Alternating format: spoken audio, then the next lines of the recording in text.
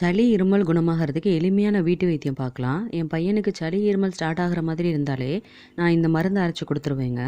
இது என்னோட அம்மா, அம்மாச்சிலாம் சொல்லிக் குடுத்த கைவைத்தியம் தான்.